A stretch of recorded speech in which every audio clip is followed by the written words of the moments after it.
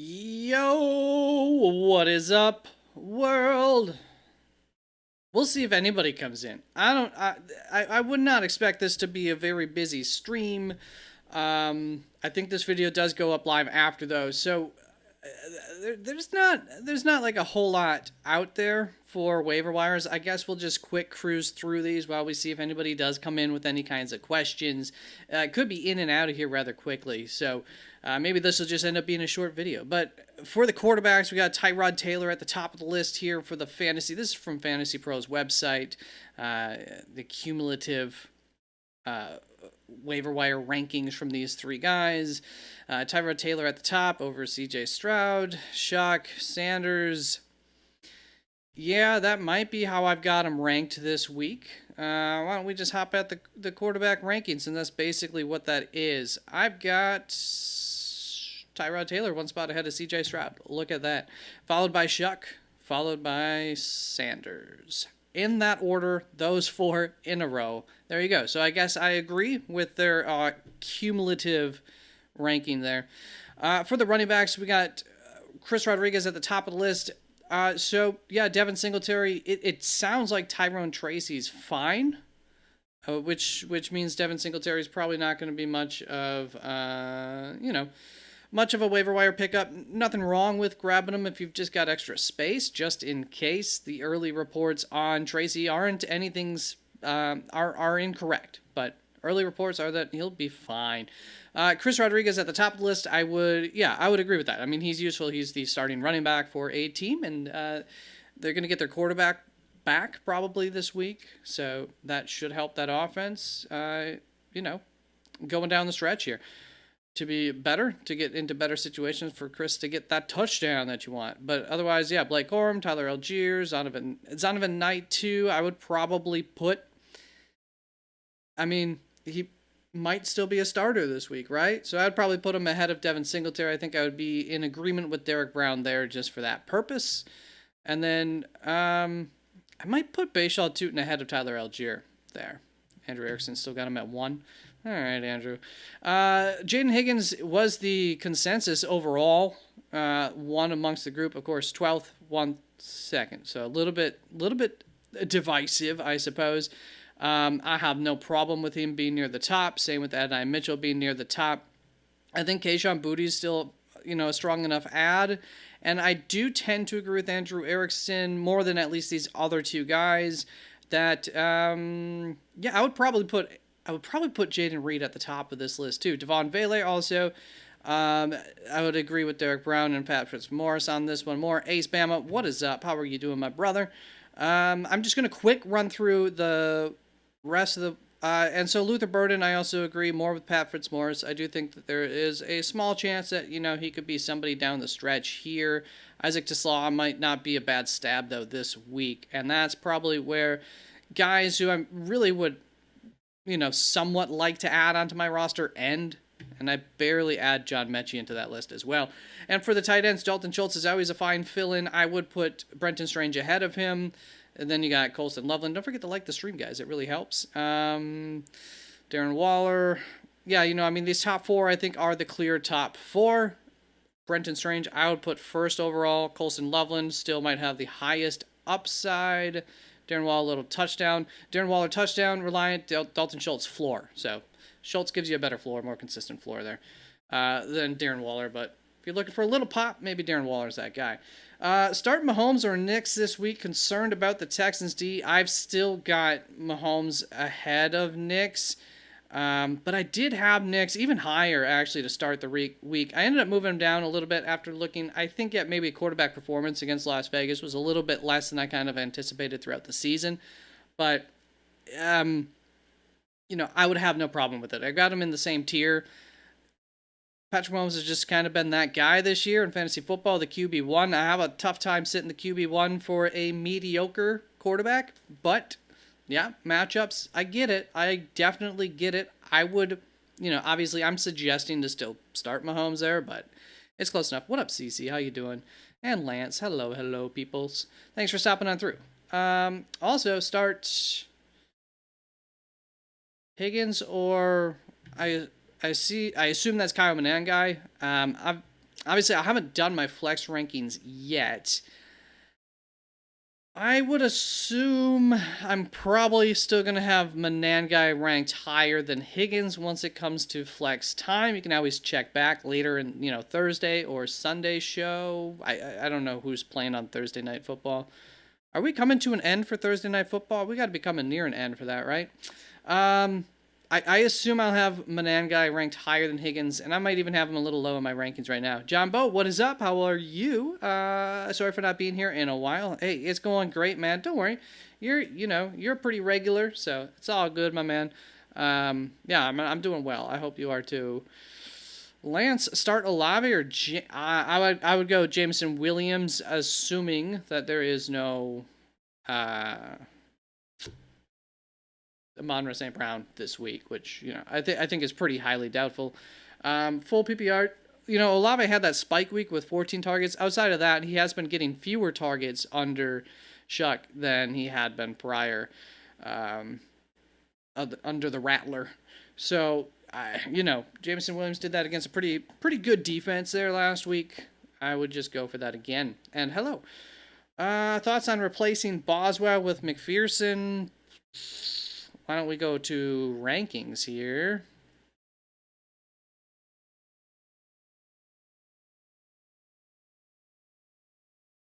Long term,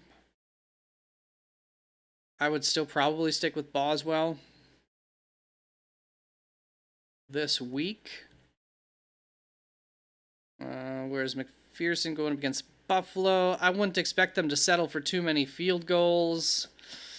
With how Baltimore's been playing on offense, I mean, if you don't think they're going to get things right, then I would definitely go with Boswell. If you think Baltimore's offense will right the ship this week against Pittsburgh, then Cincinnati probably does give you a little higher floor there, 7 extra points or something. 1 field goal, 4 extra points, very well could be the case there for him. So that's obviously not a bad outcome. What, 3 or 4, 7, 8 points? That's pretty much kicker average. But kind of a lock for that, at least for McPherson-ish. Chandler Costantino, what is up? So, if you're a big favorite, McPherson, if you're just looking for a little bit of a potential 14-point game, I think that's Boswell. Who would you start at quarterback this week? I have Purdy and Dart both on bye weeks. Mariota, Tyrod Taylor, Shuck, Tua, Rodgers, Kirk. I think... Well, I'm not projecting Mariota. It sounds like it is likely that Jaden Daniels will be returning this week. So T-Law is going to be where's Sam Darnold? Yeah. T-Law is going to be he's in my third tier there this week. Another, solid-ish matchup. Not the best, not the worst. At least they don't have Sauce Gardner. But yeah, Tyler, all the other guys are going to be in this next tier, top half of it, but behind them. So I would go with T-Law and be, pretty happy that that's an option out there. Been very busy fantasy-wise. I'm wondering if it's worthwhile picking up Evans for the playoffs. It does sound like the team was pretty positive about a return sooner than later for him. So, I mean, I don't think it'd be a bad, as long as you've got a little bit of room for him and you're not dropping anything that might be of real value for you. If it's just, taking a shot and a prayer on someone who might help you win the championship game, essentially, I got no problem with that. I think Tampa Bay is probably going to be fighting down to the bitter edge too, to the end for the playoffs, I assume. I mean, I don't exactly know what the playoff picture looks like, but I'm pretty sure that they would be in that position, bro. Would you have to drop Jaden Reed or Matthew Golden? Yeah, I mean, Matthew Golden's now missed a bunch of time. Jaden Reed's going to be coming back probably this week. Matthew Golden might too, but at this point, I think it's okay to give up on Matthew Golden, especially for Mike Evans. So I would take that chance. JD5 is on waivers. I have number 1 claim. Worth adding him and dropping Purdy or Dart? Yeah, sure. you know, with a guy like T-Law out there, you clearly are being the most impacted. Um, I would probably be willing to drop Purdy. Should have been looking ahead. Should have been looking ahead last week. Um,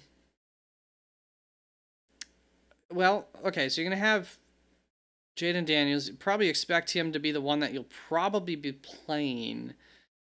Why don't we just look at the schedules here? So let's do this. We got.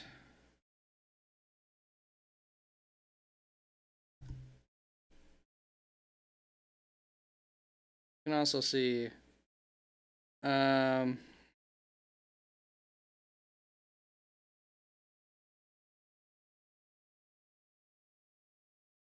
yet been cleared for contact a day ago. I saw some report today, though, that they were hopeful on him or even optimistic about him playing today. So I think that's definitely worth taking a chance on. And then who do we got? We need.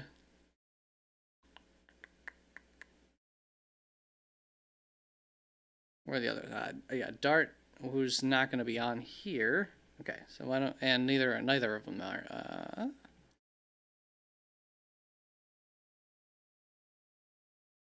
Yeah, see, the consensus rest of season rankings do have Dart one spot ahead of Purdy. That's kind of where I was at. If we look at Jaden Daniels through 15, 16, and 17, we got New York and Dallas and Philly in the middle. We probably want to look for the best matchup in week 16. Who do you got? New York. Week 16, Minnesota. You know, could be worse, could be better.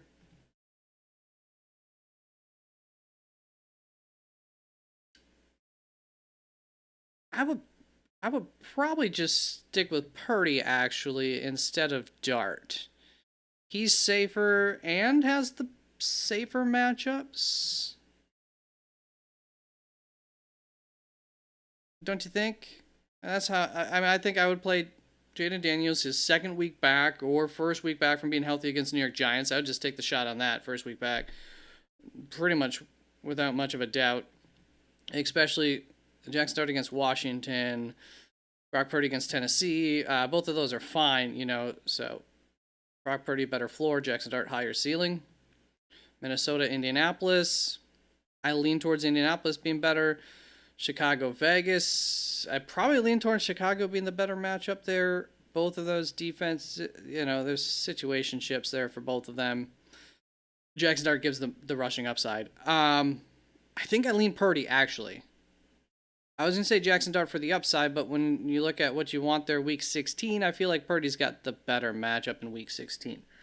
And they did call, like, they didn't really call too many rushing plays for Dart this last week, and that was one of the concerns coming off of the concussion. And didn't he also get evaluated for concussion again? So I think that's almost every game that he's played, he's been evaluated for concussion at some point. So there's that additional risk to keeping him. But you know, if they're not gonna be calling some of those rushing attempts, and you're obviously not going to bank on some of that rushing upside that he was giving you through those first prior to his injury. Aside of that, looks like we've got everybody's questions answered. Don't forget to like the stream, but I don't know. Any other questions? Anything you guys want to talk about? Otherwise, I'll just kind of let this sit out there for people to, you know, quick check my thoughts on the waiver wire at the beginning of the video and call it a day. There'll only be like 15 minutes, but it's not a big waiver wire week. Why don't I see how many people are actually still watching? Bada bing, bada boom.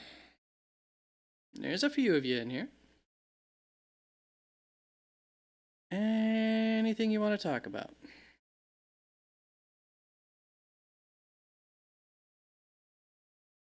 You know what? I'm gonna do one thing. I'm gonna pull up the playoff picture while I make sure nothing else. And I should make sure I can see chat, because sometimes And Chandler, I'm coming to you. I'm just pulling something else up on screen right now.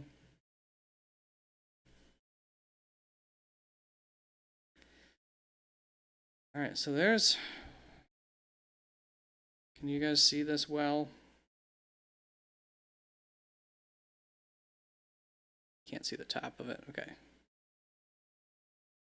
Hold up. Okay, we got the 6 there. So Chandler, play Kamara or Gainwell full PPR. Is Kamara playing this week? So I don't have Kamara ranked right now. I don't know how likely his return is or is not. It seems like it's definitely possible. Against Tampa Bay.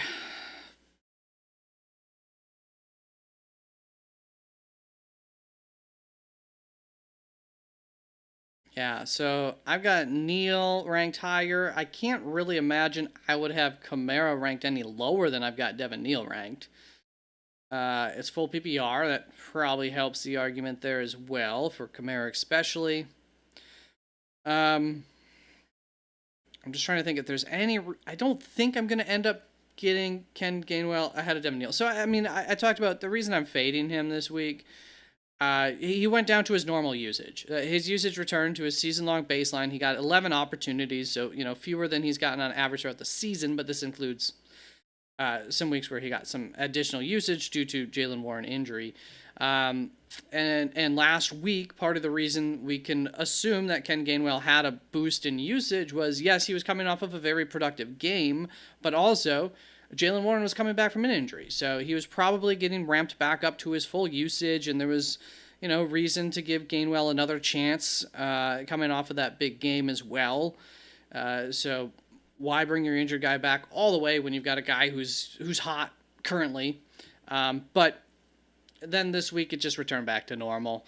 So, we were ranking Ken Gainwell, somewhere down in this territory. I expect that's where we'll have him ranked again next week. For now, he's still going to hold a little bit of potential value as we're unsure of things exactly, but I wouldn't get too excited about playing him. I would play one of the a starting running back on a roster instead of the backup running back, guy who's going to get like 20 opportunities compared to a guy who's going to get like 10 to 14. And I say 20, obviously, if we're going to go with the range, 16 to 24 is more like the range for New Orleans. Tony, what's up, Tony? How are you doing this week? Thoughts on this group into playoffs? Is there a top 3 for all weeks? Well, Achan, you're never going to sit. ETN's probably going to be in your top 3, and Genty probably. I mean, no, there is no top 3 ultimately here. Henderson is now the RB2 once again in New England from what I could see. I mean, why am I saying Rashad? Stevenson, Ramondre. Stevenson got the first carries of the game, got more work than Henderson this last week, so... unless we get some sort of report as to why that happened, which maybe there is one out there. Maybe I didn't see it. Maybe Henderson was getting, maybe he was late for a meeting or something. I don't know. That can always happen. But for now, I'm assuming he's back to somewhat of his old role with maybe a little bit more work than he had been getting earlier in the season. So no, there is no top 3 for all weeks. There's a top 1, Achan. And, ETN, Genty, I think, would probably be near the top, would be my most likely candidates for the next top 2. We'll see what Banana Guy does for a 3rd week in a row. And Benson, you can let him warm up at least for a week once he comes back. Hopefully that'll be this week. But you'll have no rush having to get him into your lineup. You got Def, looking good, Tony, for the running back position. Lance, Chase Brown, or Olave... I think you got to play Chase Brown with that matchup against Buffalo. Almost certainly going to be ranked higher than Olave. Olave not in a great matchup this week. C-Rod is on waivers worth playing him over either Saints running back. I don't think I have. I think I have him ranked right behind Neal. Was that right? Yeah, I've got him ranked a little bit behind Neal. I mean, I wouldn't be totally opposed to it. He offers, as long as there's no So I wouldn't play him over Kamara. If there is no Kamara again this week, Devin Neal is just typically going to still have a higher amount of opportunities. So this last week, Chris Rodriguez with 13 opportunities, Devin Neal with 20. But in terms of a floor play, if you're heavy favorites or anything, I do like Chris Rodriguez this week. I do have a love tag on him. Teams run against a lot against Minnesota. I think it's a good matchup for Chris Rodriguez to, at a minimum, get you those like 8 points and hopefully throw a touchdown on top of that. Get you 14, 70 plus rushing yards, 60 plus rushing yards, hopefully a touchdown, 1 or 2 targets for probably not a lot of yards there, but, you'll take whatever else you get in the receiving game on top of that. So I have no problem with it. Once again, looking at I would say like a 6.7 point floor, Devin Neal, New Orleans. That floor might be a little bit lower against Tampa Bay. 4-point floor probably is more realistic there. Lance Bro, Chase Brown and Jameson Williams without Amon-Ra. I don't know where I'm gonna land on that, but probably Jameson Williams. I think it'd be a little bit hard to not take a shot on that ceiling. And Chase Brown is, once again, Samaje Perine is back. Kind of a good week for both running backs and receivers. It'll be interesting to see who I end up on top there, but full PPR, yeah, you know what? Full PPR, definitely Jameson Williams. Even if I end up having Chase Brown like a spot ahead of JMO or something like that in my half PPR flex rankings, I think the full PPR, yeah, I would go JMO there, being the alpha and that offense in a game that should be a high back and forth one. What is up, Hash? How are you doing? Chandler, play Kelsey or Warren. I think I have. Maybe Kelsey's still ranked ahead of him. Nope, I put Warren ahead of him this week. So basically just going with the implied point total on that one. They have an identical amount of average targets per week and a nearly identical production on the season in terms of their consistency, consistently at, being good consistently.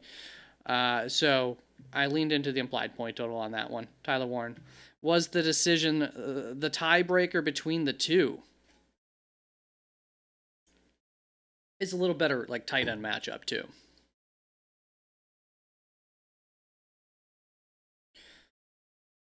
Doing great. 176 point finish last week. Wow. Full PPR, I assume? Gotta be, right? And it wasn't a high scoring week either in general. A lot of lower scores. Frustrating fantasy week. That's a good week. You gotta have some bonuses and stuff too there, huh?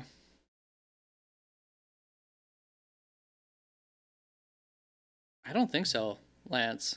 I do not think that Rico Dowdle is still in RB1. Chuba Hubbard was kind of running ahead of him.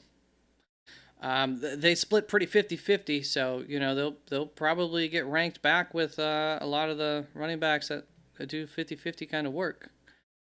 I would anticipate, and we'll see what kind of reporting we get from coaches and stuff over through next week. But we might not get much. Depending on the matchup, lower end. I mean, it's tough to put him ahead of any of these guys. So lower end RB2 to high end flex option. They still play a lot, run a lot in Carolina, like regularly. So there's still a decent amount of opportunities even when they're splitting work, but it makes it a little tougher. Crashes the floor out too. Hashad, full PPR, 8-team. Yeah, that helps. That definitely does help, but that's still a good week. Herbert's still a QB1. Yeah. Where do I have him this week? 16 this week against Philly, though. Tough matchup. So just depends on the matchup. And, I mean, do they have any chance of getting Joe Alt back?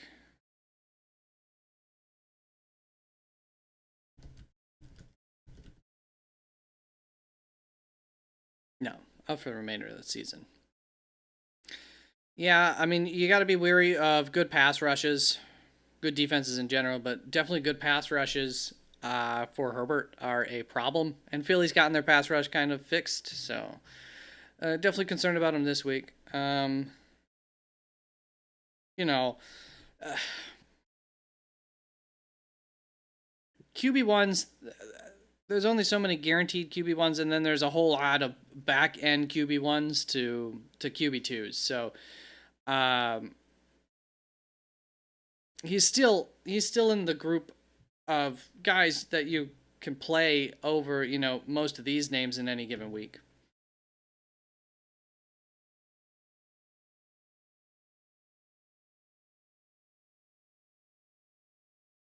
I mean, they've been using him pretty heavily down this around the entirety of the season. So, I mean, maybe. Yeah, I don't know, Chandler. I had no problem going with your gut. I got him back to back and in the same tier in my rankings. So, it was a thin line between the two. So I have no strong like, oh, you gotta play this guy or it's a bad play between the two of them. So go with your gut on it, I would say. Juwan worth dropping for Strange.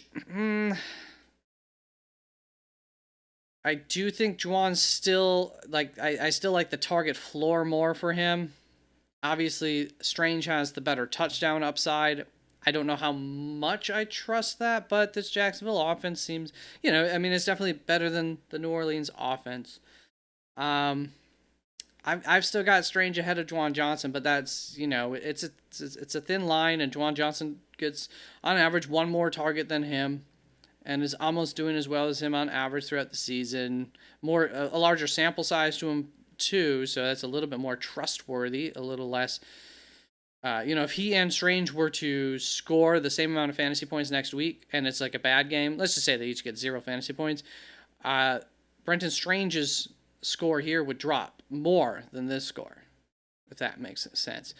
So I would stick with Strange this week because ultimately I do tend to favor just aiming for those touchdowns for tight ends in general, unless they're one of these guys, basically, that's like not even Dalton Kincaid doesn't even quite count in that, but one of these guys that gets closer to like 7 targets a game.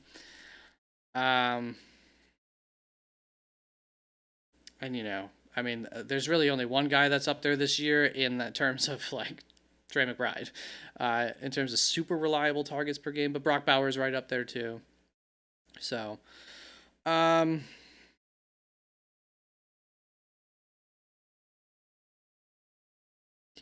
is he worth dropping for Strange? Yes. But once again, I would say Juwan Johnson is probably a little more safe. So kind of maybe depends your team matchup. Like, uh, if you have really good, consistent wide receivers and running backs and quarterback situation, I would just probably stick with Juwan Johnson and just take that floor. If you have a running back 2 spot that's kind of ugly, maybe go Strange for a little bit more pop there. Lance Bro, where would you have Herbert next week against Kansas City? Rough estimate.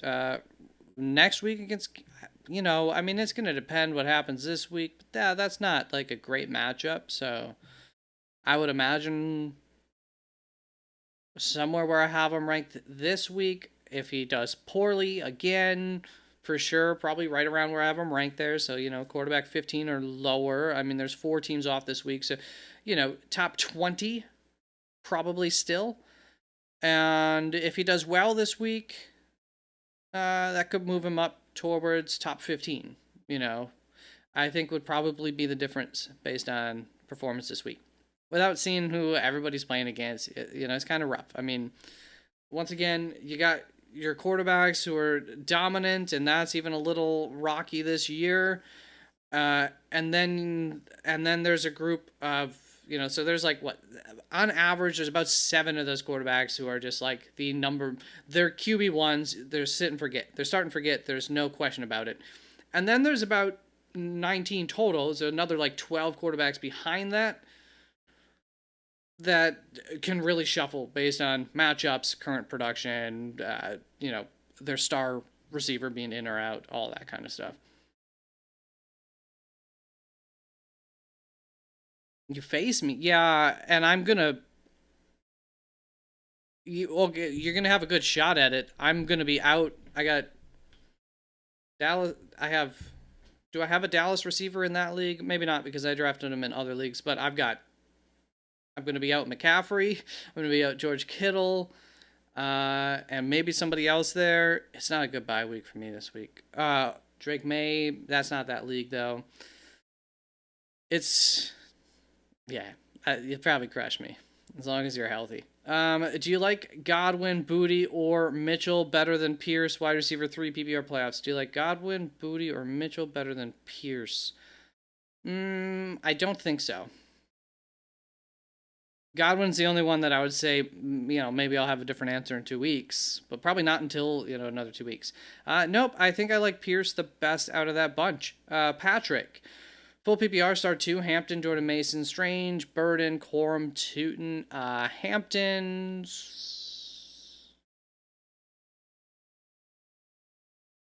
Man,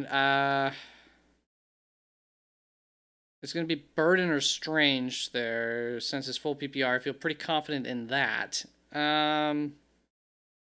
Obviously Jordan Mason. If Aaron Jones doesn't play this week, that's a different story. Then we'll move Jordan Mason up there. But I've got Strange right there. I assume I think it might be Hampton Strange, but full PPR I don't necessarily love that for Strange. But it's not like Burden gets more targets. So Brendan Strange averaging 5.3 targets on the season. I know I trust that number. Burden, I'm gonna have to look at his recent games.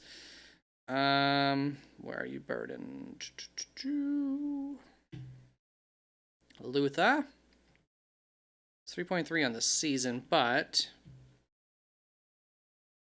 6.55. So that's about the same. 19-point implied point total. Kind of rough-ish matchup against Green Bay. Whereas Brenton Strange, much better total. Maybe about the same matchup wise against tight ends though for Indianapolis. Like not great, not bad.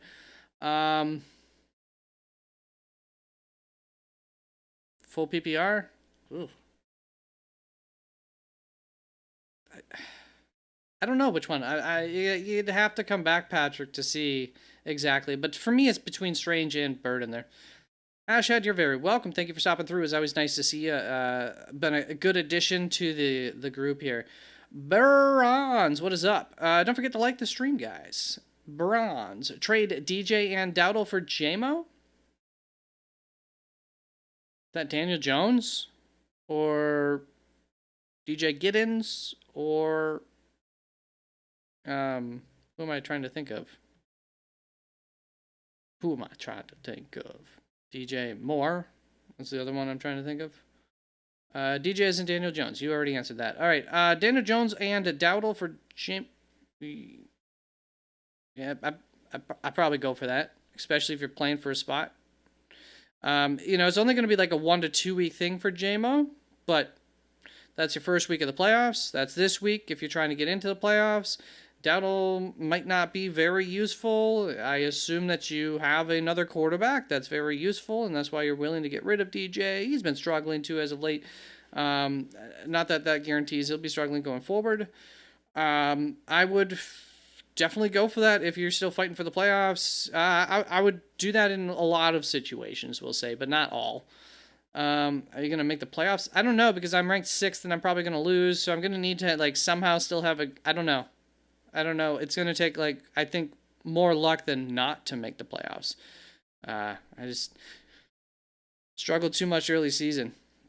JR Smile, what's up? Locked up the playoffs. Congratulations. And most likely a first-round bye. Hell yeah, brother. Team is Stafford, CMC, Bucky, RJ. Yeah, I'm going to be in a small proportion of people in a 14-team league, too, to have CMC and not make the playoffs. That's a feat right there.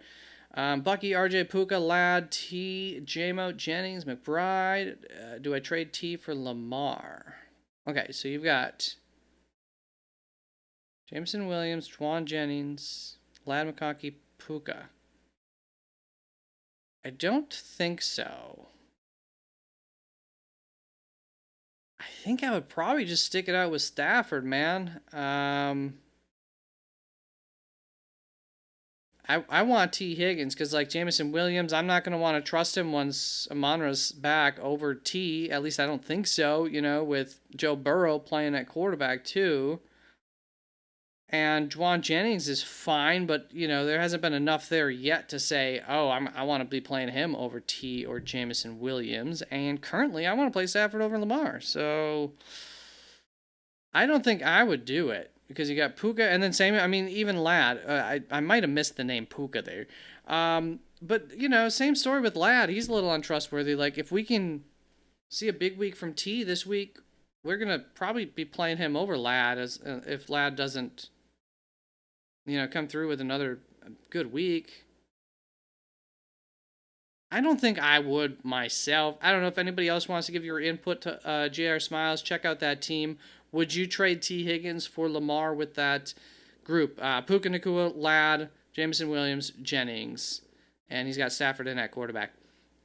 Also, do I drop Neal, QJ, or Sharp for Mason? So currently I think Neal's more likely to be the starter than Mason is. They seem pretty optimistic about Aaron Jones.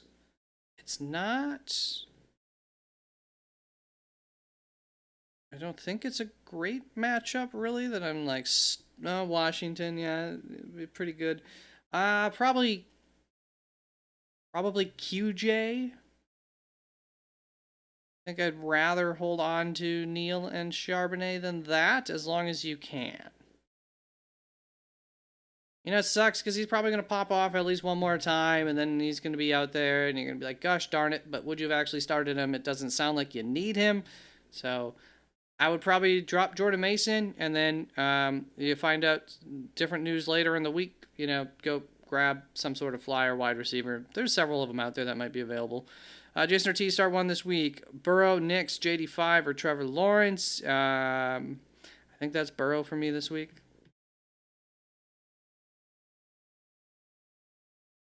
There's the quarterback rankings on the screen. I think you can see that. Yeah. Start 4. Vidal, Hampton. Yeah, probably. Neil Kamara, probably overnight. Carter, Manangai, overnight. I would start, Vidal or Hampton, Neil or Kamara, Manangai. And then Knight or Carter. I wouldn't play both Vidal and Hampton, both Neil or Kamara, both Knight or Carter. Then should I drop Sticky Ricky and or Tootin for Pollard, Spears, Vele, Mitchell? You could drop him for Mitchell for sure. Tesla, Wicks, no. Burden, sure. Browns wide receivers, no thank you. They're getting like 6 targets a game combined. I'd probably stick with Tootin. Unless you need a running back. If you need a running back to use, Pollard's usable. He just doesn't come with much, any upside, really. But he does come with a floor, at least. And yes, I think you could drop Sticky Ricky. Take a chance on Mitchell or Burden there. Would be cool with that. Burden for the longer term upside. Mitchell for the more short term potential usage, I guess. Drop Tony Pollard or Jacoby Myers in redraft. Sure, I guess we got to pick from one of them. I guess I would probably rather keep Jacoby over Tony Pollard as long as I don't need to rely on Tony Pollard to be a starter because, once again, I don't want to be going and picking somebody off the waivers that's worse than Pollard to start at running back. So as long as you're good at running back. But generally speaking, I like depth at running back. So if Jacoby Myers is also not playing, I'd probably just keep Tony Pollard out of concern about injuries to running backs being more likely than injuries to my receivers. Probably. That's historically that'd be the case. Start 1, Burrow, Goff, Love, Trevor, Mariota. So I'm currently expecting JD5 to return this week. But Mariota against Minnesota, don't need to. I'd probably have him at the bottom of this tier or so. I've got Goff as a love, but I do have him one spot behind Burrow. Burrow with that Buffalo matchup, a lot of... Oof. I don't know which way I go with that between those two. That's tough, actually. I might end up with Goff. I don't know. It's going to be Goff or Burrow, though. Pick whichever one you like more. Will you love more? Goff or Burrow there, Jason Ortiz. Currently, I have Burrow ranked ahead of Goff. I don't know how I feel about that. Maybe I should have Goff ranked ahead of Burrow, though. Vegas thinking that's a higher scoring game. Vegas also thinking Joe Burrow going to be playing from behind. Yeah, you know, I guess I'll stick with my ranking on that. Joe Burrow. But Goff's a fine play if you rather play him. Which two are the best bench stash? Tootin's a good stash. Emmanuel Wilson's obviously, you know, a strong stash. Corum's a good stash. So I would go Corum, Emmanuel Wilson, Tootin, though, out of those three. Pacheco, probably... I guess he would be behind Tootin. I'm just kind of giving you the rankings. I think the Rams have the best offense there. I think the Green Bay Packers have a good offense. I think it's better than Tootin's, especially, well, I don't know. You know, Emmanuel Wilson, Tootin, pretty much a tie there. Pacheco, lower than them, actually.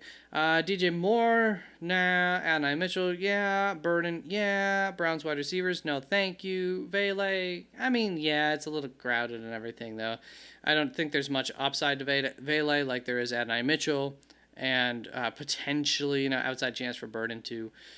So I think Adonai Mitchell gives you the most upside there as a stash. But any two of those running backs I definitely like in terms of running back stashes. Start one, Burrow, Jones, Goff, Love, Brissett, Burrow.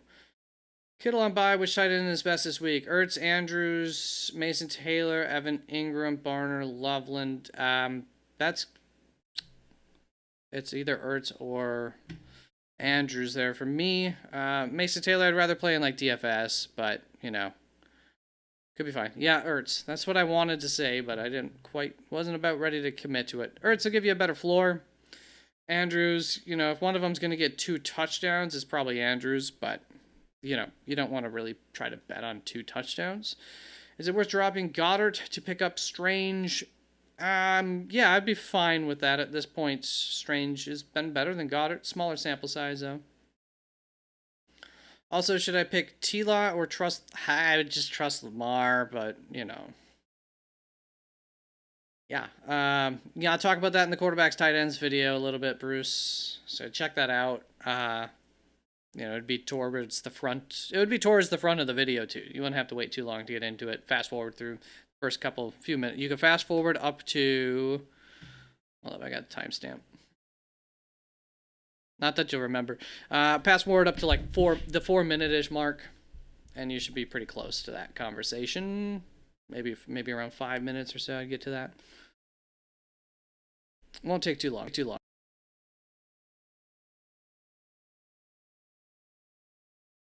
Darnold, no. Play them over either one of the other two. Michael Regine, what's up, Michael? Playoffs locked up. Congratulations. That is awesome. And number 1 waiver priority. Cool. Running back Kyren Williams. Too bad it's not a good waiver week. You got Kyren Williams, Chase Brown, Woody, Dowdle, Corum. Do I get Bam? Worried about Dowdle usage and Woody average 8 points. Or use the waiver, get Pirine insurance for Chase. Kyren Chase. I assume you really only need to play 2 running backs, right? You've already got Corum. I would just lock up those 2 backfields, I think. You know, Bam might be useless as soon as this week. So, yeah, I would probably do the Pirine thing. Just lock up those backfields. I mean, Pirine, they don't seem... I think Pirine would get an increased role. Generally, I would be concerned Pirine would just stay in the same exact role. But they really don't seem much trust for the rookie that they had drafted, because they didn't even put him into the Pirine role. So I do assume, especially with Joe Burrow back, that there would be enough usage there that Pirine would be, you know, as good or a better play than Woody, and definitely a better play than Trey Benson back. And we're looking like 2 weeks at this point with your decision here, because you're not playing Bam Knight this week. So almost certainly within 2 weeks, it seems, you know, Trey Benson should be back by then. if he's not back this week. So I think we're looking ahead. I would like P. Ryan at that point better than Bam. Secure to buy. Congratulations, IP. Congratulations, everyone, in 2 of your leagues. Appreciate you. That's awesome, man. And remember, you guys ultimately make the decisions. I just help to give you some of the information to help hopefully make the best decision. That'll give you the best chance to win every week. Doesn't always work out, but worked out for you plenty enough. So congratulations. That's awesome. Michael Jean starting Strange. Do I keep Loveland going into playoffs? I think it's worthy enough Loveland just in case. I don't love to hold on to 2 tight ends, so it definitely depends on the roster and how much depth I've got, especially at running. I don't necessarily, unless we're in a 14-team league, I don't necessarily need to have too much wide receiver depth. You can usually go find something in a pinch, even on the waiver wires, and you're hoping to that pinch situation. And so you don't want to drop sit there and drop any kind of wide receiver or leave any kind of good wide receiver out there for a second tight end. But 8-team or less too. Like it's kind of at both extremes. Like you can just kind of leave wide receiver talent out there, or it's really thin once you get to 14. But even then, there's options. So as long as your running backs are deep, and in case of injury, you've still got guys that are going to be better than some backup that's out there. Definitely down to just hold on to Loveland in case. But I'm not too.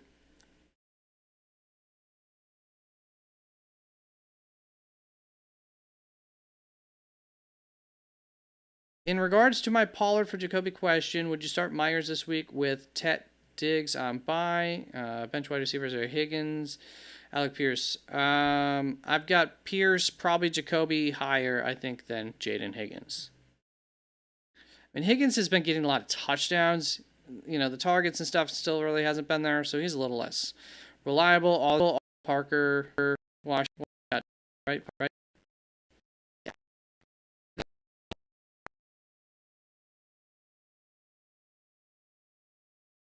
And then there's Jacoby, there's Jaden Higgins. I got them back to back. So yeah, the math be touchdown upside looking a little bit better. Targets gets a little bit more heavily targeted now. 6 to 5, 6 to 9. Actually been getting targeted pretty.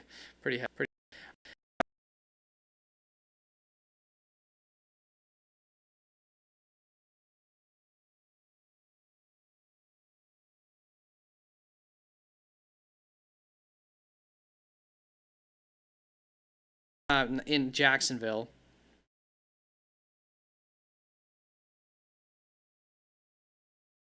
AC, rough matchup. And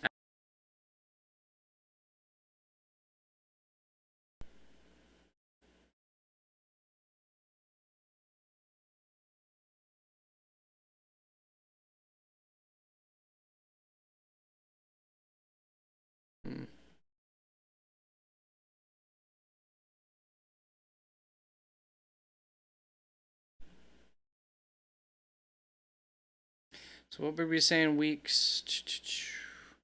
This last 3 weeks. If we do that, Jacoby's at 21 points in my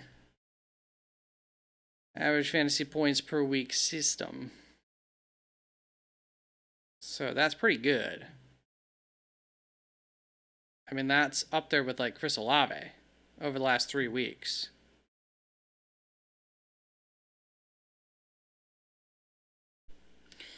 I'm going to stick with Kobe. I'm going to stick with how I have him ranked.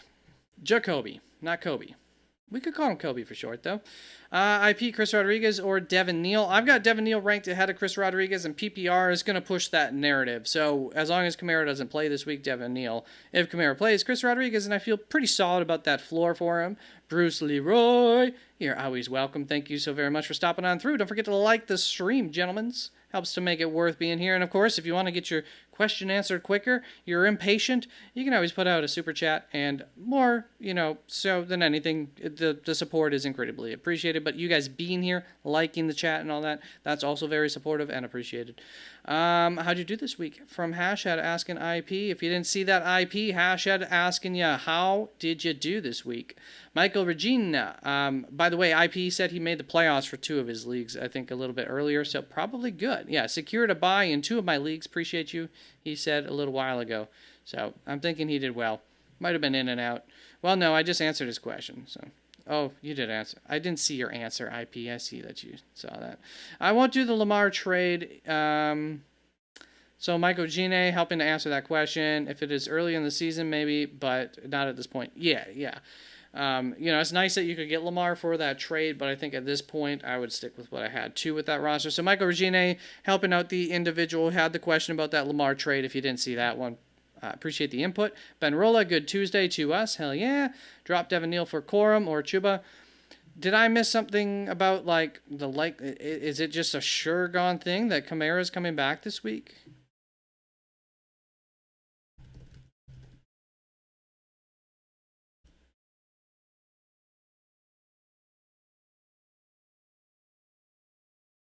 It's definitely not an MCL sprain.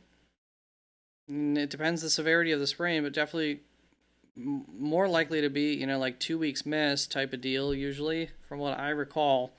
So I'm not sure why everybody's just dropping Neal here for Corum or Chuba. Chuba, maybe have Dowdle, Marks, and Menengai. Okay. I don't know how much I love having Chuba and Dowdle, but you might as well.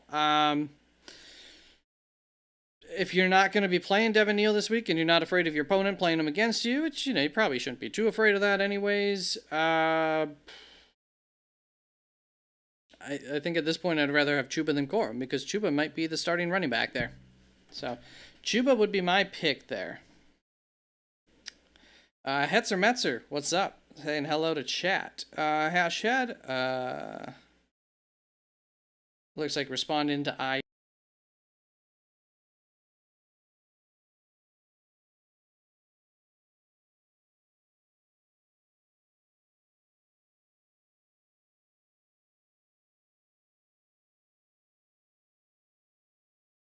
Underestimated his the offense has always been better with him, but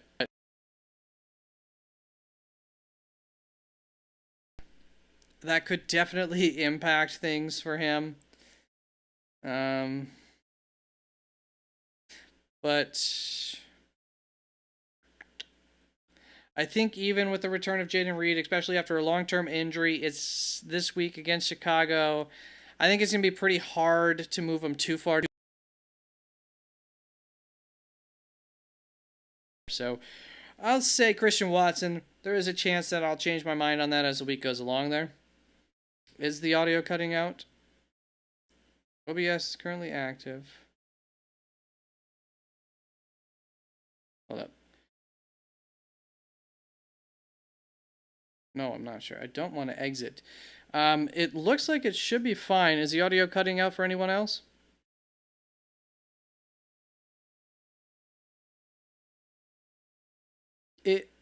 The cut in Hetzer, is it better? Keep my hands off my desk. Okay. Yeah, that'll happen. I gotta wonk. Oh, yeah, it is being touchy. Hold up. This could screw it all up. Mic check. Meh. Okay, yeah, it is being a little clunky, so I'm trying to keep an eye on it. Let me get it so it's in a better spot in case it cuts out. Looked like it cut out for a moment there again. All right, so Metzer.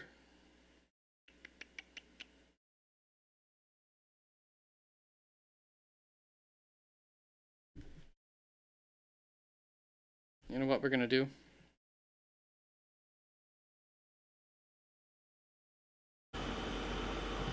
Check the mic. Oh, hold up.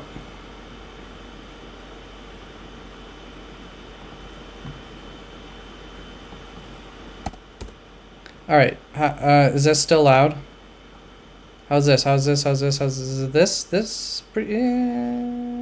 This pretty good. That should be about where it was before. Maybe a little bit louder. Okay, we'll just go with this mic.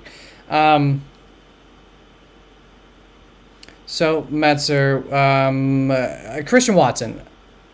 Whoa, I got to be careful. Hold up. Oh wait. Maybe move that. I'll sit back a little bit further. I spiked it. Hold up.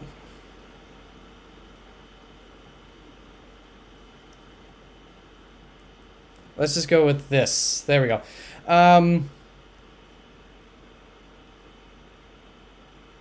It's showing that it's spiking like all the way up, so I just don't want it to like crash out if somebody has their volume up high. I would go with Christian Watson over Alec Pierce, regardless if Jaden Reed returns. Thanks for letting me know about the volume there. It's better. Wait, nope. I turned it down a little bit. This mic shouldn't cut out. There is probably a constant sound though. Hash, don't worry, you're not tripping. I did do a fake thing. Yeah, I know, Metzer, but I also just don't want when the mic goes all the way up into the top of the red, then it also affects the volume, the quality of the sound too, and everything. So I was just trying to keep it from going all the way up there. Thank you, thank you, thank you.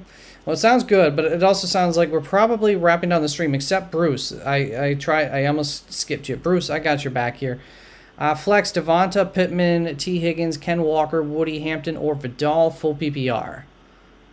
I'm trying to talk a little quieter, too, because this mic's really picking me up.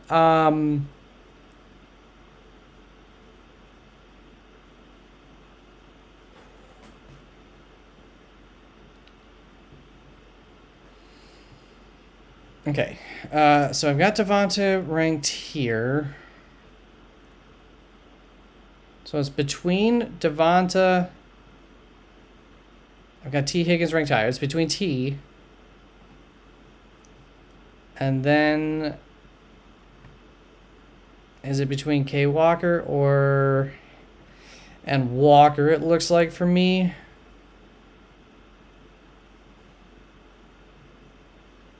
Full PPR. I think I would go with T. Higgins. Bruce. I think you don't play Stephon Diggs. Yeah, a little tough. He's going to be definitely falling down those wide receiver rankings. Michael Mesmer, what's up? Bench Saquon or prepare to be disappointed again? Unfortunately, prepare to be disappointed again is probably the scenario. You can see where I have him ranked already for this week. Obviously, things can change throughout the week, but it's not going to change insanely. It's just, you know, for the opportunities and how he's performed on the season, you can only push him down so low. And the matchup and all that. But, you know, technically speaking, if you wanted to push him, you know, he's in this tier for a reason. So these are the only guys I would think of playing ahead of him. I wouldn't go into this group.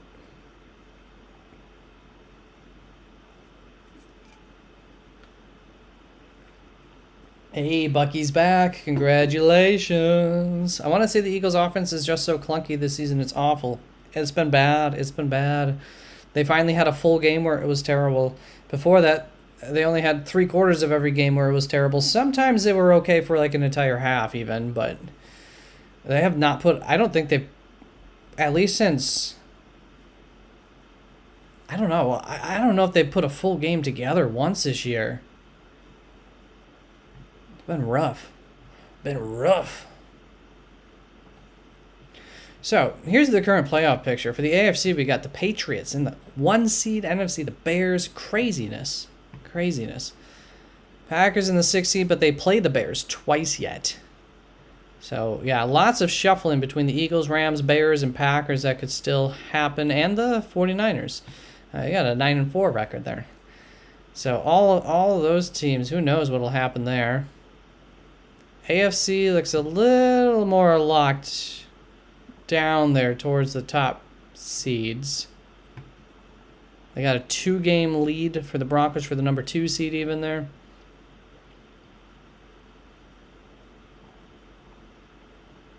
So the Jags, that's crazy. Look at the 8-4 record. The Ravens at 6-6. You gotta love that. The Browns at 3-9, still technically in the hunt. That's insanity. And the Jets at 3-9. Commanders, I guess the NFC also has a 3-9 team that should still technically make it. Crazy.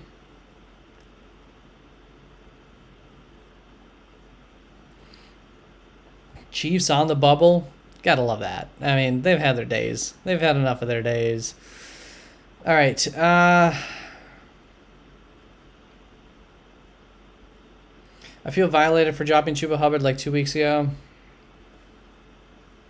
What can you do? What can you do? Michael Mesmer, I might have kind of cautioned you a little bit on that one. At least 2 weeks ago. Like a week ago, I might not have so much, but 2 weeks ago, I might have. Hampton should be back this week. Probably going him instead of Barkley. He is supposed to be back this week.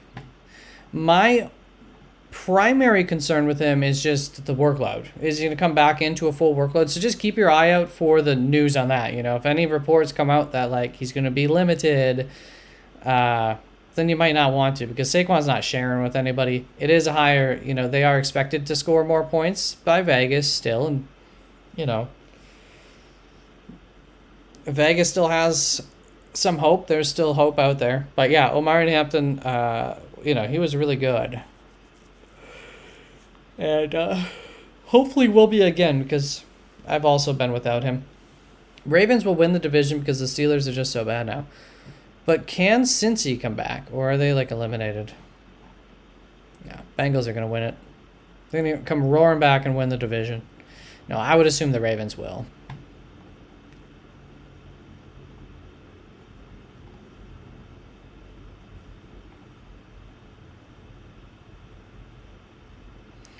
The team really never came out to say, well, they said they would be a little bit cautious with him.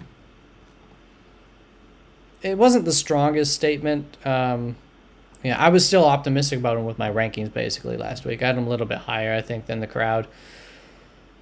But the only thing is, once again, I mean, it's better to work off of the information prior to the game than not. They are in a similar situation, though, where... I'm sorry if you're hearing another noise right now. Actually, wait, you wouldn't be hearing that anyways. Okay, you're good. We're good.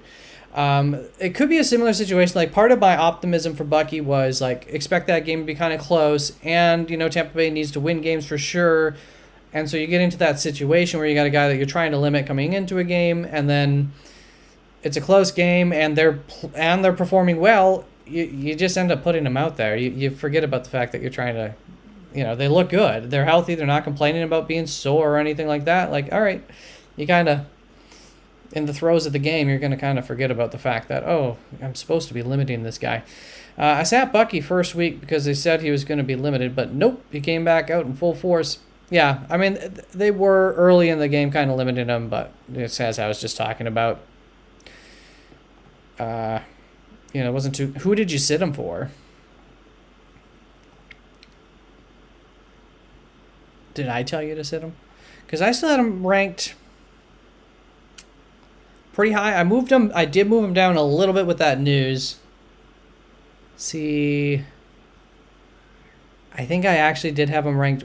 I think I had him ranked one spot ahead of RJ Harvey. If I remember correctly, I had RJ Harvey as a love for the week, but I had him a tier below that tier and one spot behind after I moved Bucky back a little ways. Oh, I definitely had him higher than Gainwell. Had them both higher than Gainwell. Yeah, should have come here, Hetzer. At least this time I would have gotten you right. I did tell a lot of people to start Ken Walker. Like a lot of people. I feel like that was the name that came out of my mouth the most. Because a lot of people were asking about him. And I was high on him.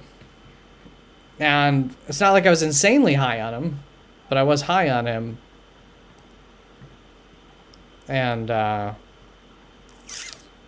didn't work out.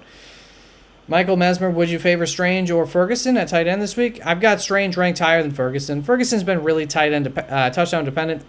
It's another week where you could get a touchdown for sure, but I do have Strange ranked a little bit higher than Fergie there. So it's pretty close, but what have the targets been there for Ferg? 665 last 3 weeks. Strange, it really hasn't been a whole lot better. So, I mean, it's really close. Really close. I would go with your gut, ultimately, on that one. But I currently have Strange ranked higher. I might end up getting Ferg ranked at the top of this tier just because of the touchdown upside against Detroit.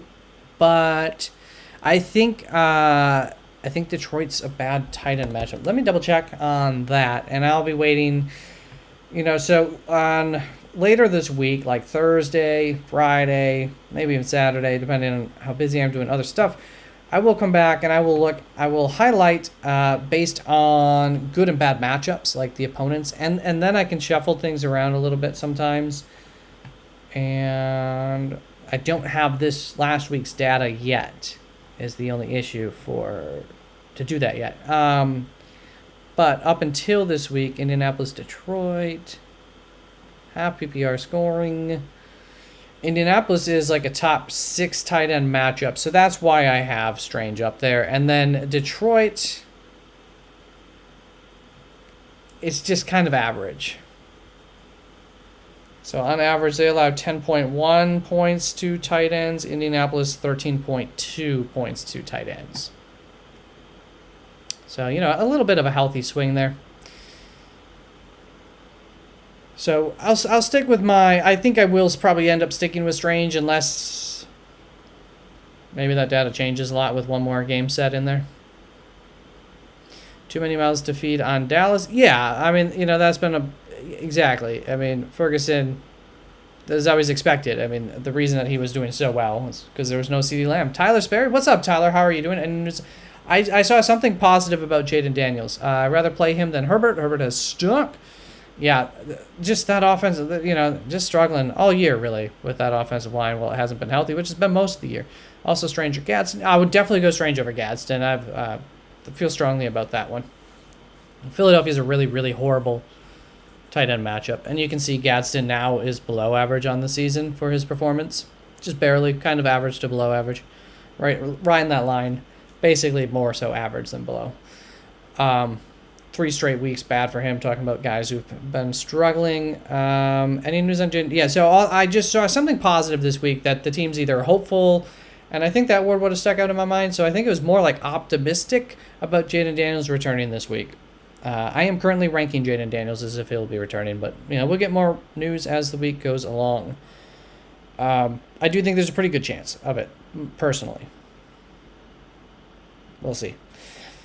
Strange Tyler. Juwan or Oronde? I would go with Juwan. I think, speaking of lots of mouths to feed and offenses struggling with bad offensive line, that Chargers offense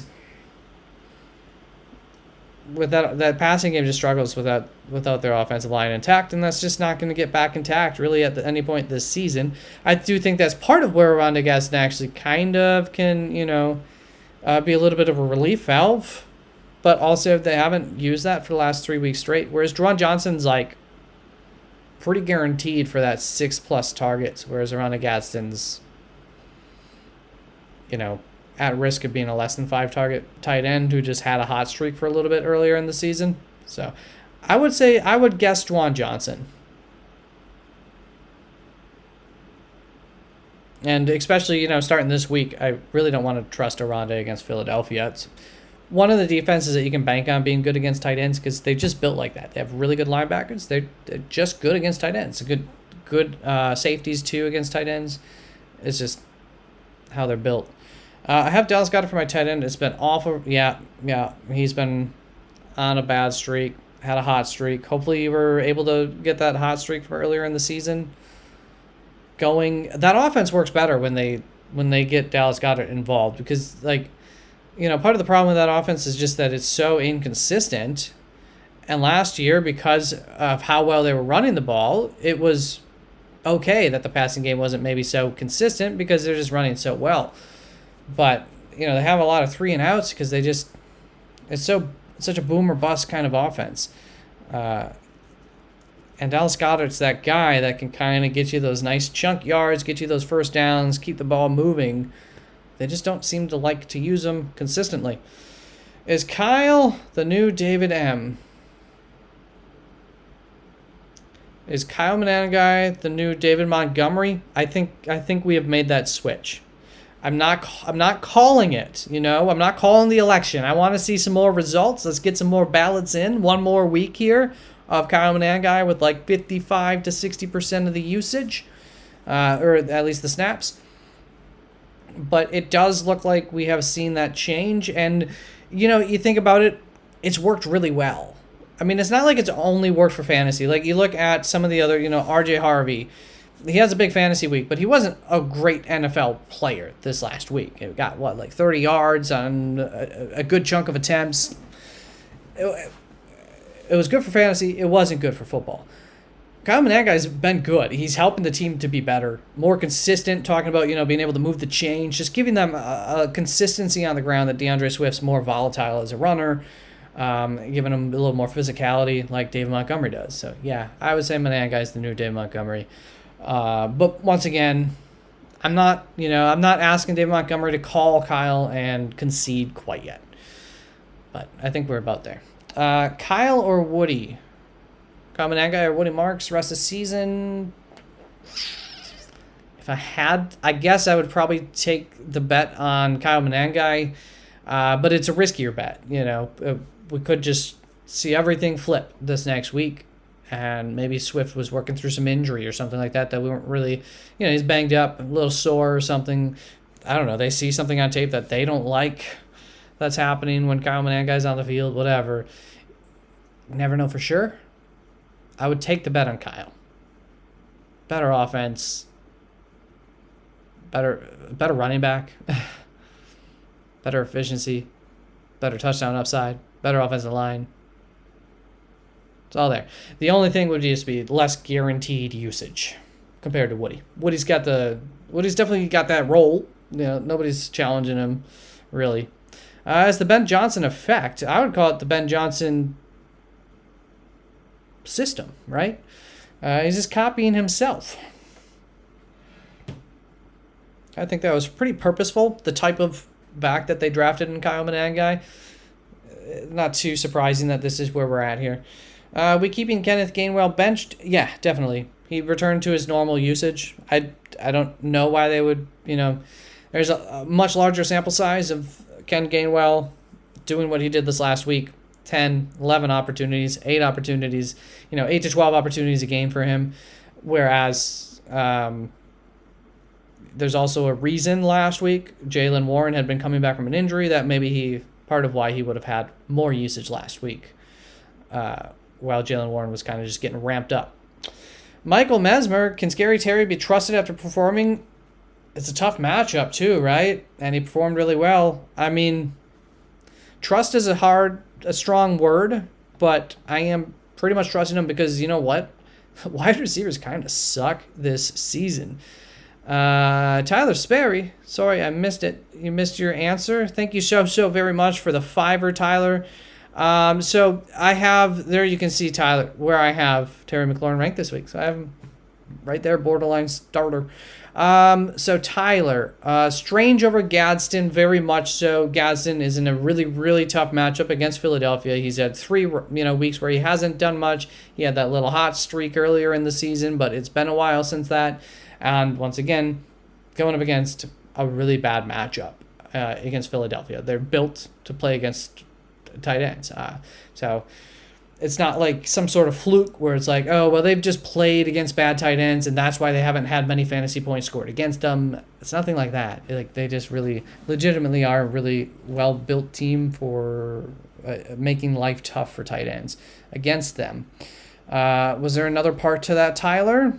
Any news on Jaden Daniels? Also just said, I saw something earlier, I think it was earlier today, that I'm just going to use the word optimistic. The team seemed optimistic that he'll be back this week, but, you know, somewhere between optimistic and hopeful. So I would still just call it kind of a 50-50 affair, but I'm leaning towards yes, he returns this week, I think. There we go. Did I get you covered, Tyler? Once again, thank you so much for the $5. Really making it worth being here. I'm getting paid almost as much as a McDonald's employee now today. How do you rank the Bucks defense rest of season? Actually, I don't know. Maybe not. I don't know what they're... Maybe they make more than what I was thinking. Bucks defense rest of season. Juicy matchups coming up.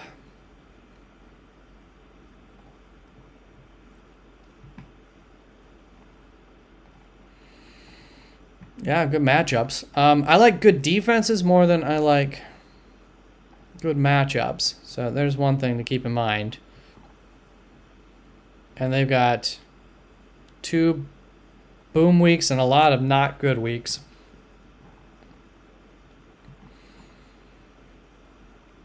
Oh gosh, this screen is small. I never resized it. Hold up.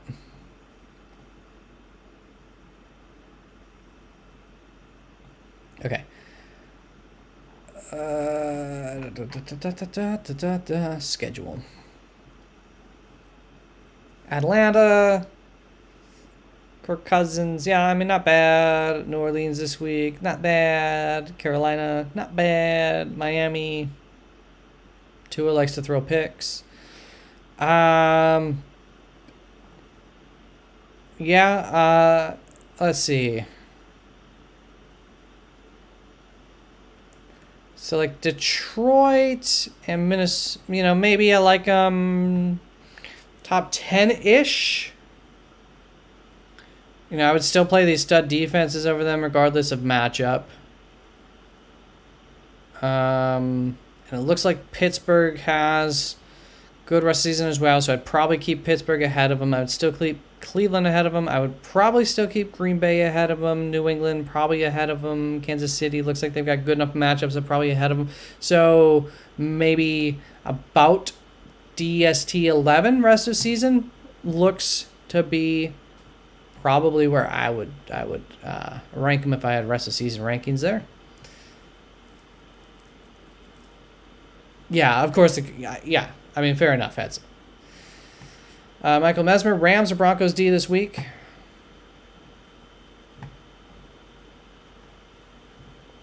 Denver, Vegas. That's pretty juicy. Rams, Arizona. Yeah, I think I'll stick with Denver against Vegas on that one. That this week? Yeah. Denver for me. Rams, Arizona. Yeah, Rams' offensive line is like good enough. Jacoby gets rid of the ball quickly and everything. So that pass rush, you know, Jacoby might be able to handle that pass rush, prevent them from getting some of those sacks and everything. Yeah, I'd go with Denver there. 14-team league, yeah, they're definitely gobbled up. Any news on Jaden Daniels? I'd rather play him than Herbert. Yep, so Tyler, I did cover that twice now. Quit leaving, Tyler. Jaden Daniels. I saw something earlier today, I think it was, that the team is optimistic about him. But no concrete news. It's kind of a 50-50 affair. How do you feel about Daniel Jones rest of the season, top 10 for fantasy? So yeah, you know, play Jaden Daniels if you can. If he is available to play him. I don't know. Is there a Thursday night game that you got to be concerned about?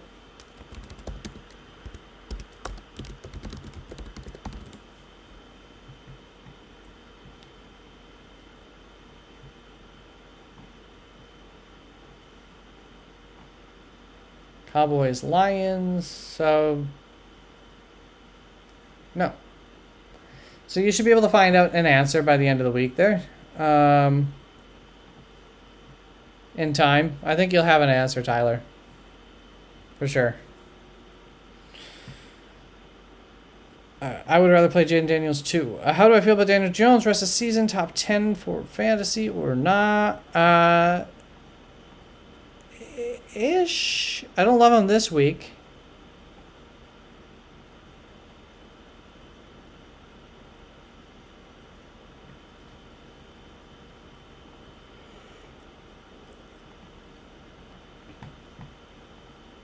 Jacksonville can get at the quarterback. Seattle, I don't love that. San Francisco, that looks pretty nice. Jacksonville, again, we'll see how he does this week against top 10, probably not. Probably not. Ladies and gentlemen, Cap for live coming on in. What up, Cap? I need to score max 150 points to stay in the playoffs. Max or minimum? I got Stafford, Achane, Henry, and Hall, and Jaden Higgins. I'm 764, weight tie for 6 in 12 teamer. Oof. All right, we'll be rooting for you. Yeah, that's 150 points is not easy to get to, but hopefully you're in full PPR. That'll help. That'll help get up there a little bit easier. Doesn't Daniel Jones have a fractured leg? He's still playing, right? Yeah, he's got some sort of fracture in his leg. I mean, guys play... He's still on the field. Then he's apparently still good enough that the team thinks that he's, good enough to play. So... I don't really give him much of an excuse for that, and by that I also mean I don't really factor that into how I'm ranking him. If he were to get a really, really good matchup, I would jump on top of that all day. But if he were to be playing against Cincinnati, he'd be ranked really high, yet again. But he's not. He's playing against Jacksonville. They've been pretty good, and they do have enough of a pass rush. He's been going up against teams that have had good pass rushes for the last 5 weeks or so. And what does he tend to struggle with the most? When pressured, and that was something that he wasn't feeling for the start of the season. It seems like he's a little bit gimped. Obviously, that takes away the rushing upside, but he wasn't rushing a whole lot from what I recall earlier this season. I don't think that was like a big part of his game. So, it takes a little bit off of the luster for him. But if he was in a really good matchup, I would still play him all day because he's playing. Didn't seem to bother him last week. I heard he's limping around kind of like a little bit, but I do think that was more of a PR thing. They still have to worry about future contracts for Daniel Jones and everything, and the team has come out and said that they're going to tie themselves to Daniel Jones. So I think that was mutual PR from the team and or from his manager.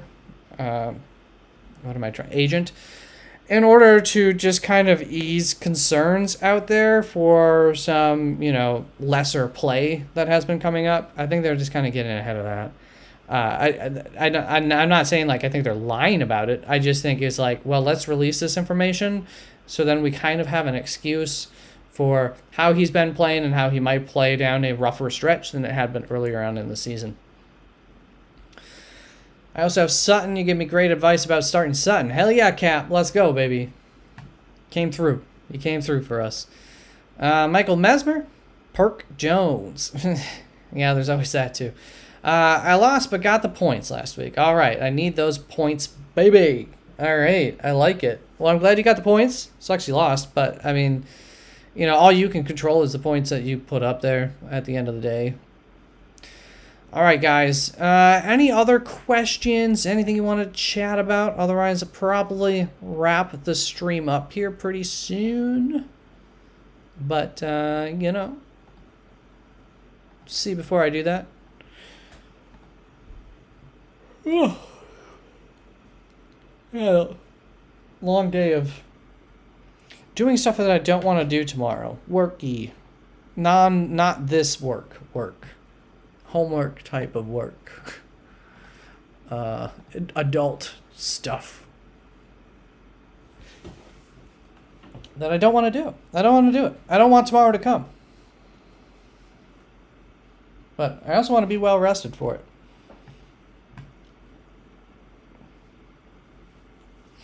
What do you guys think about that Daniel Jones theory? I think it's just a PR thing. Like, guys, there's guys hurt all over the league. They don't tell us about every little boo boo.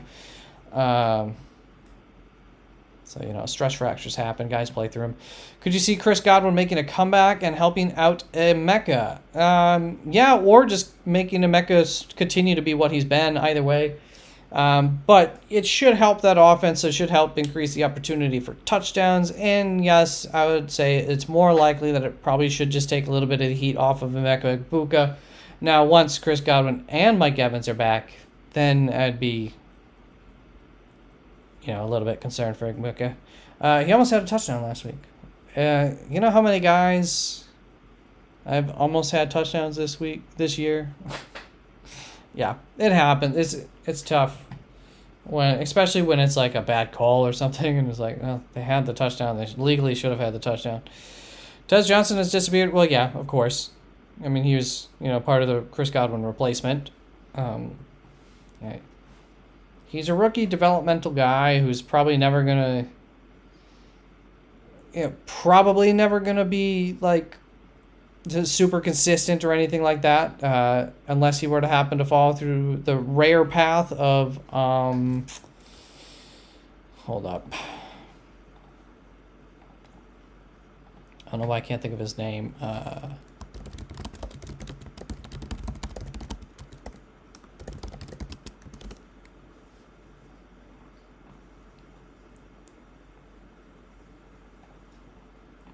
How doesn't his name show up? Come on. Give me. Really, really fast, small wide receiver, played for Tampa Bay for a long time, can't remember if that was his first team. He's one of my favorite wide receivers of all time, and I can't friggin' think of his name. All right, hold up. Top 25 fastest. Wait, you're going to make me agree to your terms to go to your website? Nope. I will not go to your website, then, Bleacher Report.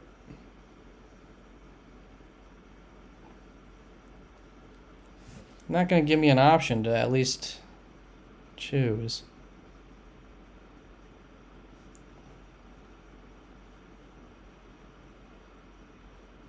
Yeah, Godwin's getting ramped up, so that helped.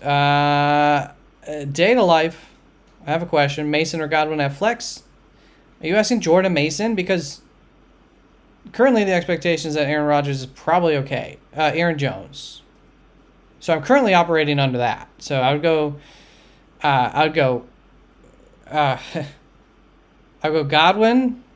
Oh, wait, you know what? I would play Aaron Jones or Mason, and then Godwin. So obviously if Aaron Jones is playing, you don't play Jordan Mason.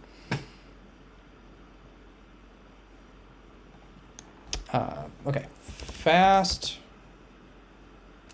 Tampa Bay Buccaneers wide receivers. Give me his name. I just had the name on the top of my tongue.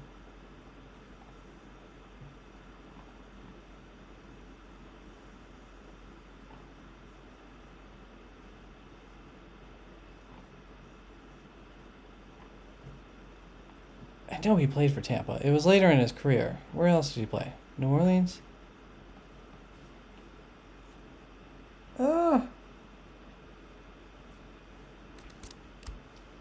Somebody help me out. No, Vincent wasn't small and fast. Vincent was a big receiver. Shadur's too shaky. Hold up here. Nunez, who do you think I should start for this week? My quarterback is Drake May, Stroud, Mariota, Shadur. So currently, I'm not projecting Mariota to be the starter. But I would have Mariota at the top of that chart. I'm expecting JD5 to return this week. Jaden Daniels. Otherwise, I'll show you the rankings on how I have him ranked. I think it's CJ Stroud. No, I've got Tua. I got to rank Tua, CJ, Shuck. So Mariota, Tua, CJ, Shuck. I would take the stab at Mariota and hope that he does end up playing, like what Hetzer Metzer said. I would get Mariota, and then if he isn't the starter this week, somebody else. Yeah. Shedeur versus Ward matchup hype at all? Hype about what? I would not be hyped about that game.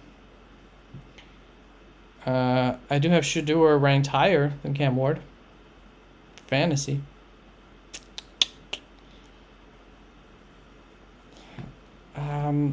Oh man, I almost had the name again. It hit the top of my tongue.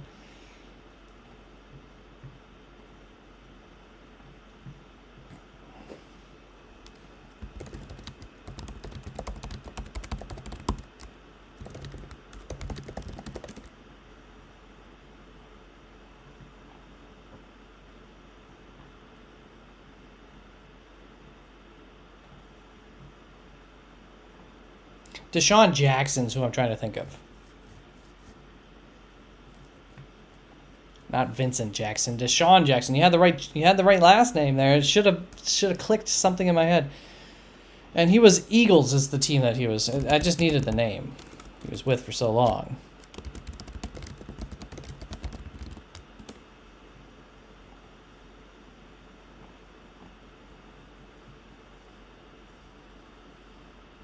Tampa there for 2 years, and he went back to Philly, Washington for a few years. Yeah, remember those years. I always had him in Madden. I loved him for Madden. And then, wow, then he really traveled. Through the age of 35, he played for the Rams and Vegas that year. And then he played Baltimore, maybe until he got injured or something. I don't know. 17 targets in 7 games. 1 game started, so yeah, at 36.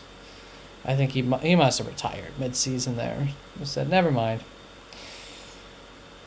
Thanks for trying to help out, though, Life. Trone Force, what's up? For Darts bye week, I have Bo Nix. Would you drop Bo Nix to pick up Jordan Love versus the Bears? Nope. I've still got Bo Nix ranked ahead of Jordan Love. Even a tier ahead of him. I felt like Nix struggled to get just 18 points against the Commanders last week. Yeah, you know, that Commanders defense really played well. And that happens sometimes, especially a bad team on a big stage. That said, I mean, Bo Nix has struggled all season. So, you know, I get it. But he hasn't been... him and Caleb Williams have basically been as good as one another on the season. And Las Vegas is a much better matchup than the Green Bay Packers are. So, and they both bring that rushing upside potential. I assume Caleb Williams has more of that this year than Bo Nix. I don't think Bo Nix has been doing that too much, but it's always possible. So I would not, no. And you said for Jordan Love, Jordan Love's been worse than Bo Nix. I don't know why I was comparing him to Caleb Williams there for a little bit. He has more rushing upside than Jordan Love does for sure. He's performed better than Jordan Love on the season. Bears defense got some guys back last week, and they looked really good against Philly, which that offense has not been great all season anyways. It's been, you know. But they shut them down for 4 quarters, which no other team really had done all season. So I would stick with Bo Nix myself there.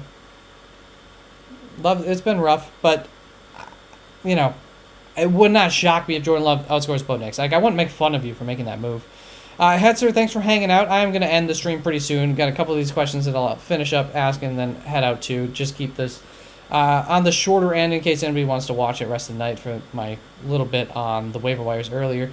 Should I pick up Brock Purdy on the waivers? Hetzer, I like Brock Purdy quite a bit, so I would be fine with it. Yeah, I think he's a nice, safe quarterback. And then growing stuff. What is up? Gross kicker question for the playoffs. Chris Boswell or Fairbairn? Yeah, and I would lean with the better defense. So I would go with Fairbairn. I like kickers on really, you know, teams that have really good defenses and inefficient offenses. And the inefficient offense part is true for both of them. I would say Pittsburgh probably tends to move the ball a little bit more consistently than Houston, but Houston's been looking a little bit better as of late. So maybe that'll continue. Dome game's definitely going to help. the argument there. And then in terms of better defense, Houston's is better than Pittsburgh. So I lean towards Fairbairn there. Tron Force, would you drop Goddard to pick up Kyle Pitts or Zach Ertz? I have them both ranked higher than Goddard this week. I don't think Goddard's a must-hold. I don't necessarily think that either one of them are either, but if there's that many tight end options available anyways out there on the waiver wire, then it sounds like maybe you could pick up Goddard in another week if, suddenly we like Goddard more next week. So here's my tight end rankings on the screen there. That's how I have it ranked this week. All in the same tier. And Kyle Pitts will fall down the rankings a little bit if Drake London comes back this week. But he'll probably still stay ahead of Zach Ertz. So I guess I would suggest Kyle Pitts. Seattle teams have targeted their tight ends the most against Seattle all season long. Or second most, maybe it is now, but right up there. Very heavily. Tight ends get targeted against Seattle. So that and no Drake London says let's play Pitts for sure this week, basically. And then I've got Ertz one spot ahead of Goddard. It's pretty much a dead heat tie between those two, though. So I think this is probably why I like Ertz a little bit more. Just a little bit more trustworthy for the floor for Ertz. And if he gets Jaden Daniels back, too, that should help him a little bit more. Marcus Mariota finally did target him last week. So I think that's going to be it, guys. Get any other questions out there quick. Otherwise, I'll end the stream here. We got 69 views, guys, so that's giggity. Nice. That's probably a good number to end this on. Hit that like. This video will turn into a VOD after we end the stream. So likes on it will help it to hit the algorithm there too and get some views throughout the night for people looking for waiver wire stuff. Just at the front of the video, if you happen to fast forward this far, just watch the first 10-15 minutes. All right. I call it there. I will be able to see if you do drop a chat after I end the stream. I can still respond to you. Just stay right in here, and I'll still respond to it. I'll keep it open for like another 20 seconds. All right, peace out, guys. Have a good night. I love y'all. I'll see you Thursday night live for any of your start-sit questions and Sunday morning as well. 3 hours prior to kickoff. There we go.